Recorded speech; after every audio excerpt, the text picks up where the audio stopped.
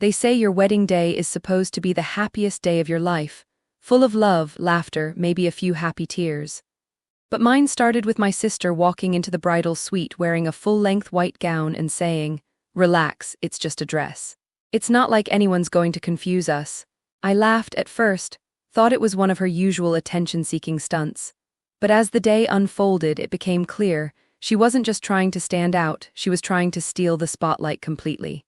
And the worst part, everyone, my mom, the guests, even the photographer, seemed to let her.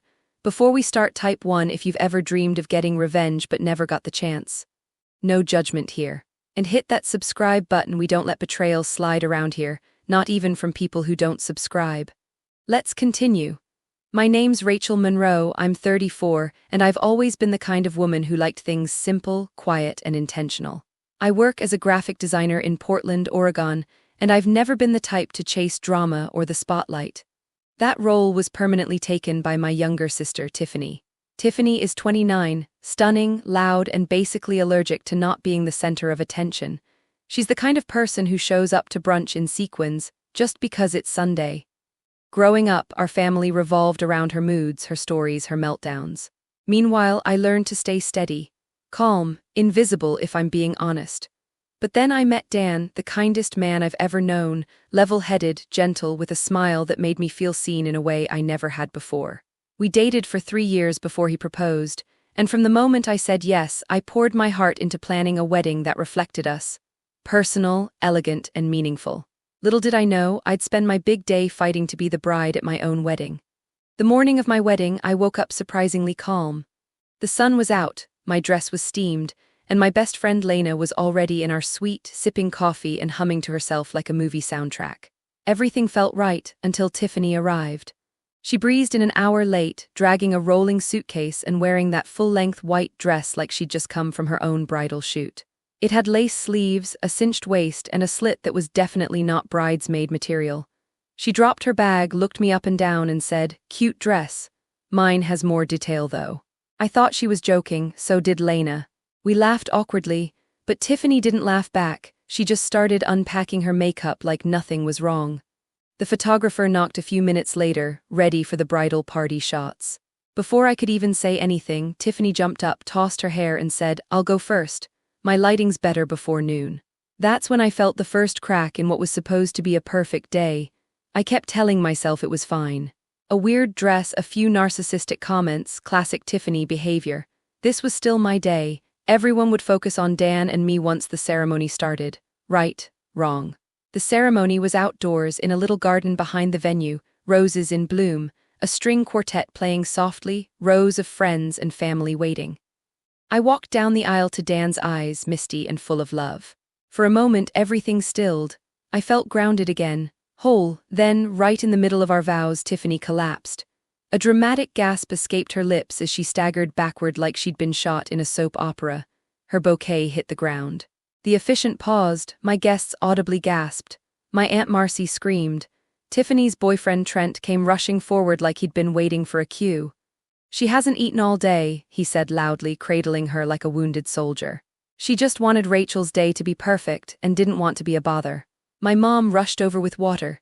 Dan and I were left standing there mid-vow, while Tiffany sat surrounded by people fanning her, comforting her, and whispering.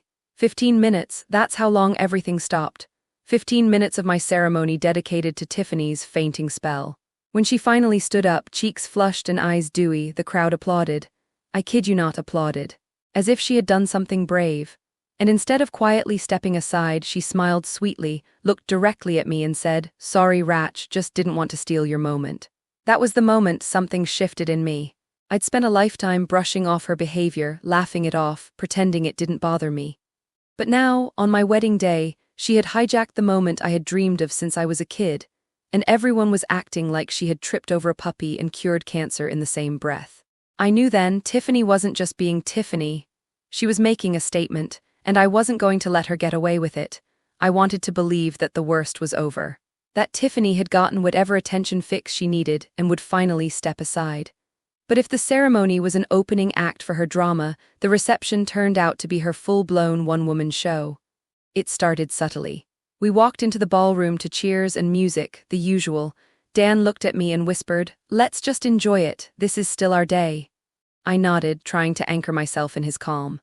I even managed to laugh when the DJ accidentally called us Mr. and Mrs. Monroe instead of Dan's last name, which Tiffany had insisted the announcer use because it sounds more modern.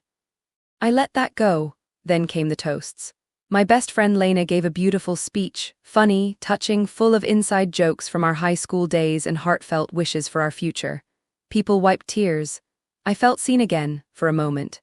Then Tiffany stood up, holding her champagne glass like she was accepting an Oscar. I didn't remember her being on the schedule for speeches, but by then I wasn't surprised. I braced myself. "I wasn't going to speak tonight," she began, already lying. "But when your only sister gets married, how can you not say something?" She launched into a 10-minute monologue, not about Dan and me, but about herself.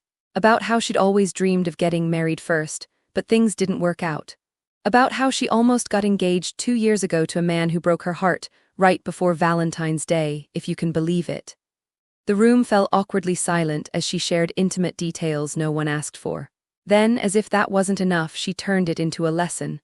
"But watching Rachel and Dan has given me hope. Maybe true love does exist after all. Maybe some of us just take longer to find it." She raised her glass to the ceiling dramatically. "To love and to the ones still waiting for it." Applause again. A few people even shouted, "You'll find him," like this was The Bachelor and we were handing out roses. I looked at Dan, whose forced smile was starting to twitch. He leaned over and whispered, "Are we the guests at our own wedding?" The rest of the reception started to blur. It felt like I was walking through it with a camera 2 feet behind my eyes. I saw Tiffany flitting from table to table, soaking up compliments. I saw her showing off her dress, even twirling for photos. At one point, someone actually said, "You two could be twins." And Tiffany replied, "Please, I'm the younger one." The kicker. The DJ told me, after the fact, that Tiffany had personally handed him a revised song list that morning. Apparently, my carefully curated playlist had been switched out for a mix of her favorite pop songs from college. I'm talking throwbacks like Britney, Rihanna, and one very awkward number that Dan's 82-year-old grandmother clearly didn't appreciate. Our first dance, originally set to Norah Jones' "Come Away With Me." Sweet, subtle, intimate. But somehow, when it was time for that moment, the music started and no joke, "Halo" by Beyoncé blasted through the speakers. Sure, great song, but not ours. Dan and I danced stiffly while the crowd smiled, clearly enjoying the moment. Tiffany, meanwhile, was front and center filming the whole thing like she was the director of a wedding documentary she wasn't invited to produce. Later, I learned she uploaded it to her Instagram story with the caption, "She's glowing, must be the Beyoncé effect." Maid of honor life, she wasn't even my maid of honor. Lena was. By the time the food was served, I was starving, but too tense to eat. I barely touched my plate. Tiffany, on the other hand, was making the rounds like a politician at a fundraiser. Laughing too loud, clinking glasses, taking selfies. The photographer kept pointing his lens at her. I actually had to pull him aside and ask, could we get a few more photos of, the bride and groom? He looked surprised. "Oh, of course, she just kept calling me over, said you wanted candid shots." Candid, right. At one point, I found Lena in the hallway outside the ballroom, scrolling furiously on her phone. "You have to see this," she said. She pulled up Tiffany's Instagram feed. There it was, an entire story highlight titled "The Wedding," filled with selfies, solo shots of her walking through the gardens, and multiple close-ups of the cake. Not a single post featured Dan, barely any of me. But the one that hit hardest, a boomerang of her raising a glass with the caption, "When your sister gets married, but everyone keeps asking if you're next." That's when the dam inside me cracked. It wasn't just a selfish dress choice or a dramatic toast. This wasn't accidental. Tiffany was intentionally hijacking the one day that wasn't about her. And the worst part, no one, not even my own mother, seemed willing to stop her. But I was done being silent. If Tiffany wanted to make this day unforgettable, I was about to make sure she got exactly what she asked for. It's funny how a single sentence can change everything. After hours of smiling through gritted teeth, dodging questions like "Are you and Tiffany twins?" and watching people post more selfies with her than with the actual bride, I finally reached my limit. It wasn't loud. It wasn't dramatic. It was my mom. I found her near the bar, laughing with some of her book club friends. I approached her, holding my bouquet like a stress ball, hoping for a little support, maybe even a moment of mother-daughter understanding. I started gently, "Mom, do you think you could maybe ask Tiffany to tone it down just a little?" She blinked at me, confused. Tone what down? The dress, the speech, the dancing. Just all of it. Mom sipped her rosé and gave me that tight-lipped smile she's been perfecting since the 90s. "Sweetheart," she said, "you've always been the steady one. Let her have her little moment. It's not like she gets many." My jaw tightened. My wedding day was her little moment. I walked away before I said something I'd regret, but inside something snapped into place. It wasn't just Tiffany who kept treating my life like her stage. It was everyone around her, handing her the microphone, applauding while she made a mockery of something sacred to me. And just like that, my patience turned into resolve. I found Lena and pulled her aside. "I need a favor," I said. "Actually, two." Her eyes narrowed. "Lena is a ride or die." "Tell me." "First, can you get the flash drive from my overnight bag, the one labeled "Do Not Open"?" She raised an eyebrow. "You mean the one you made for the bachelorette party but never used?" I nodded. "That one. And second." I glanced across the room at Tiffany, who was now attempting to start a conga line with the groomsmen. "Tell the DJ there's going to be a very special video after dinner." It was a gamble, petty, maybe. But I didn't want revenge just for the sake of it. I wanted balance. I wanted to reclaim the space I had given up so many times before. If no one else was going to draw the line, I would do it myself, with style. Back at our sweetheart table, Dan leaned over and squeezed my hand. "You good?" I smiled. For the first time all night, I felt grounded again. I'm getting there. The rest of the dinner was a blur of polite conversation and clinking glasses. Tiffany remained in full peacock mode. She even asked the servers to take a photo of her serving cake to the guests. I watched calmly now, because I knew what was coming. As dessert wrapped up, I gave the DJ a subtle nod. He tapped the mic. "Ladies and gentlemen, the bride has prepared something special for you all, a little tribute." The lights dimmed, the screen behind the head table lit up. Tiffany, still mid-pose with someone's uncle, froze. The first video was from our college years. Tiffany, clearly tipsy, sobbing into a plate of nachos while yelling at her ex over speakerphone. Then came the next. Tiffany in a karaoke bar, belting out Total Eclipse of the Heart, forgetting half the lyrics and blaming the mic. Then one more, her in a bridesmaid dress at our cousin's wedding, tripping over a child during the bouquet toss and shouting, "This is rigged." Laughter erupted, not cruel, not mean, just honest, cathartic, real laughter.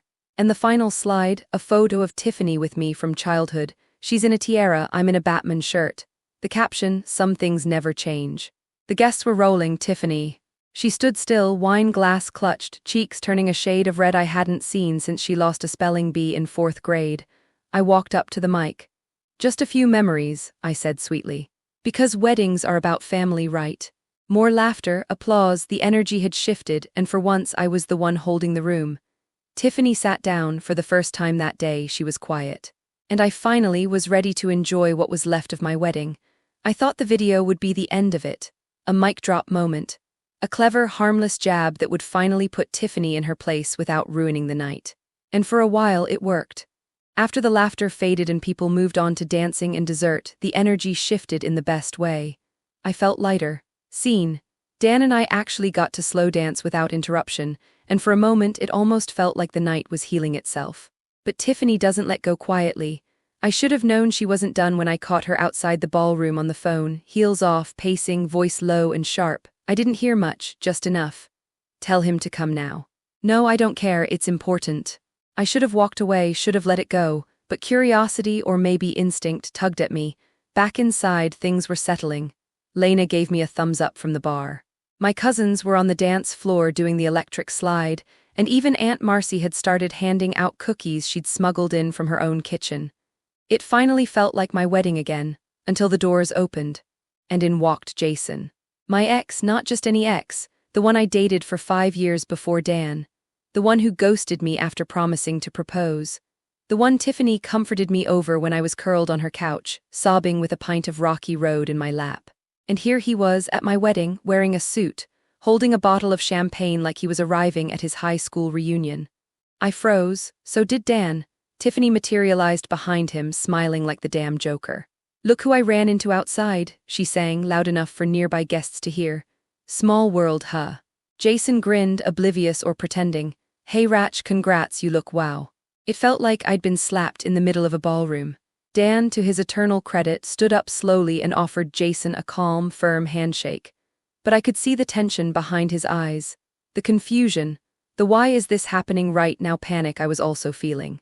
Tiffany grabbed a mic, again, uninvited, and chimed in, "I just thought it would be fun to reunite old friends. Weddings are for making peace, right?" There was a polite chuckle or two from guests who didn't know better. But Lena's eyes shot daggers across the room. My dad frowned from his table, and Dan's jaw tightened to a line. Jason wandered off to the bar and Tiffany leaned into me with a smug smile. "Now we're even," she whispered. "You humiliated me, I return the favor." I should have snapped, but instead I looked her dead in the eye and smiled. "You think that was humiliation? Sweetheart, that was a highlight reel." Tiffany blinked, she didn't know what to say to that. I turned back to Dan. He didn't ask questions, he didn't have to. He knew I hadn't invited Jason. He also knew that Tiffany, for all her flair, was never good at playing the long game. But she wasn't done yet. During the father-daughter dance, Tiffany tried to cut in. Literally. While I was dancing with my dad, she tapped his shoulder and said, "Mind if I take a turn?" My dad, bless him, looked her in the eye and said, "You had your turn the whole day, Tiff. Let my daughter have hers." It was the first time I'd ever seen him stand up to her. Tiffany backed off with a scoff. People were watching now, and not in the "isn't she charming" kind of way, more like "is she really doing this again?" I caught her again near the dessert table, where she was loudly telling anyone who would listen that the cake was dry, the food was underseasoned, and that I used to be so much more fun before she met Dan. It was sad, really. The harder she tried to reclaim attention, the more obvious it became that she had lost the room. Her energy shifted from center stage diva to awkward side character in a play everyone else was enjoying. But still, she was my sister. And as furious as I was, a part of me still remembered sleepovers, shared Halloween costumes, whispered secrets under the covers. We were never close, but we were connected. Which is why what happened next cut deeper than anything before. Because Tiffany wasn't going to go down quietly, and her final move would hit where it hurt most. You'd think crashing my wedding with my ex would have been Tiffany's grand finale. But no. That was just the opening act for her final, devastating trick. It happened later in the evening, after the dancing had died down, after the cake had been cut. Yes, she tried to grab the knife first, and after most of the older guests had gone home. The ballroom had mellowed into that soft, post-wedding glow, fairy lights dimmed, music slow, a few lingering guests sipping champagne and laughing in corners. I was standing outside on the terrace, finally able to take a deep breath. The cool night air wrapped around me like a sigh of relief.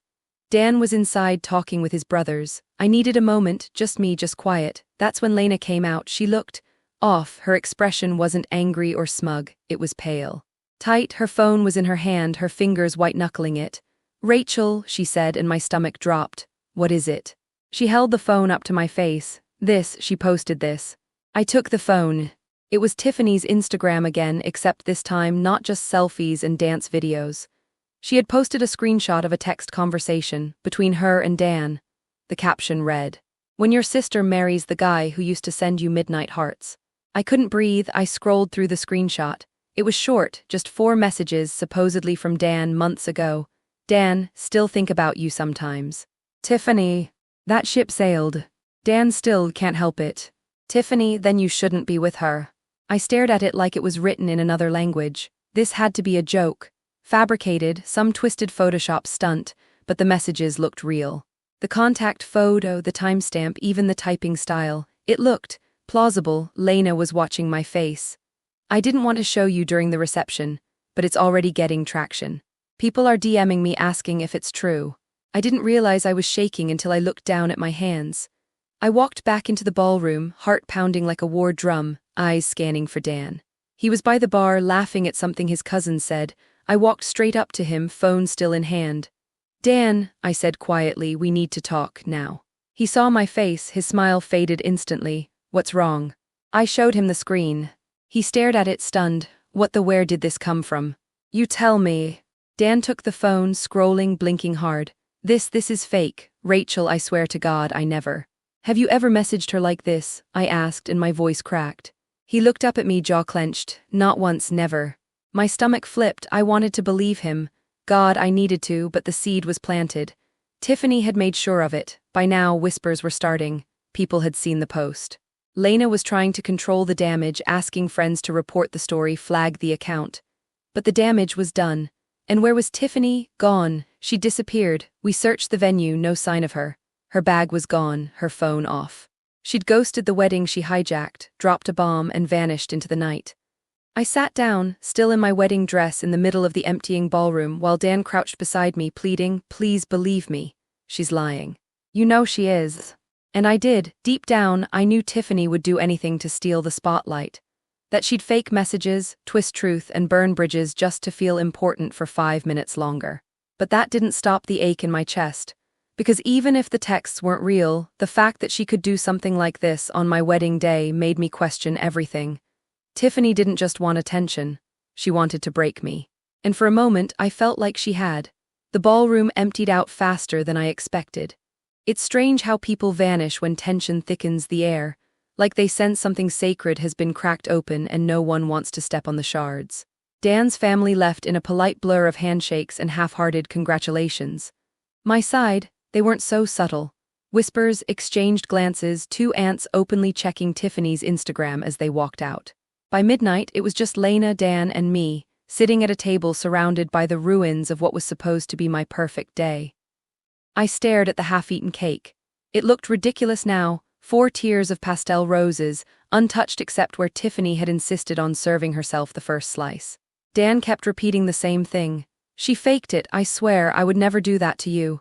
And deep down I believed him, but it wasn't just the fake texts, it was all of it. The way Tiffany had embedded herself in every part of the day, from the moment I slipped into my dress to the second she dropped that bomb and disappeared. It was never really about Jason or the mic or even Dan. It was about control. She didn't ruin my wedding because she hated me. She ruined it because she could. That realization hit harder than anything else. My own sister saw the most important day of my life and thought, how can I make this mine? I looked at Dan, exhausted, loyal, unbelieving that someone could go that far just to be seen. "Do you still want to leave tonight?" he asked softly. "We don't have to, we can stay. Deal with it tomorrow." I nodded, not because I wanted to, but because I had nothing left to give. As Lena helped me out of my dress and packed up the last of our things, she said something that stuck. She didn't win, Rachel. She just made noise, there's a difference. I didn't say anything at the time, but I heard her, and I wasn't finished yet. The next morning I woke up not in a honeymoon suite, but in a quiet hotel room downtown, still in reach of the chaos Tiffany left behind. Dan was asleep, his hand resting lightly over mine, like he was afraid I'd vanish if he let go. I didn't sleep much.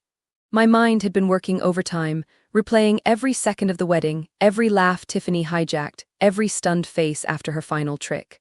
And then I did something I hadn't done in years. I opened my laptop and wrote. It started as a journal entry, just a way to untangle my own anger and sadness. But it turned into something else. A letter, a story, a spotlight I was reclaiming with my own words.